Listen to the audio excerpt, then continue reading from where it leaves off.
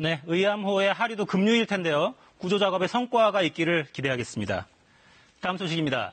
의과대학 정원 증원에 반대하는 의사단체가 내일 파업을 예고했습니다. 박능후 보건복지부 장관이 대국민 담화를 오늘 오전에 발표했습니다. 의대 정원 확충은 국민을 위한 불가피한 결정이라면서 대화로 문제를 풀자고 거듭 요청했습니다. 국내 코로나19 신규 확진자는 다시 40명대로 올라섰습니다. 김지선 기자의 보도입니다. 정부가 집단 행동을 예고한 의료계에 대화를 통해 문제를 해결하자고 거듭 요청했습니다.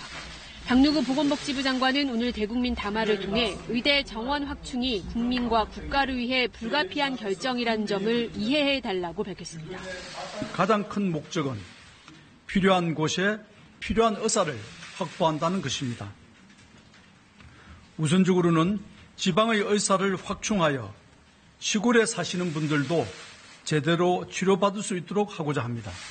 박 장관은 특히 코로나19란 엄중한 상황에서 집단 휴진, 집단 행동을 논의하는 것은 부적절하다면서 어떤 경우에도 국민의 건강과 안전이 위협받아서는 안 된다고 강조했습니다.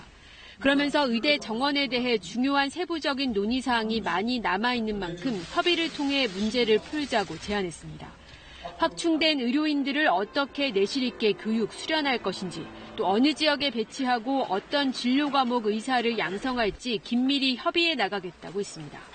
특히 전공의들에게 수련 과정에서 양질의 교육이 가능하도록 적극적으로 노력하고 지원 방안을 함께 협의하겠다고 설명했습니다.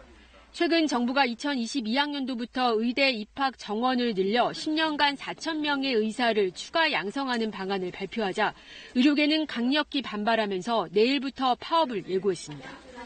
한편 코로나19 신규 확진자 수는 40명대로 올라섰습니다. 국내 발생 23명, 해외 유입 20명으로 국내 발생이 해외 유입보다 많았습니다. 국내 발생이 해외 유입을 웃돈 건 13일 만입니다. 지역별로 보면 경기 11명, 서울 5명 등 수도권에서 16명이 나왔고 부산 3명, 경북 2명, 충남, 전남에서 확진자가 1명씩 나왔습니다. 서울에서는 앞서 집단 발병이 확인된 교회, 지인 모임, 음식점 등에서도 추가 확진자가 나왔고 부산 감천항의 정박한 선박에서도 추가 확진자가 나왔습니다. KBS 뉴스 김지선입니다.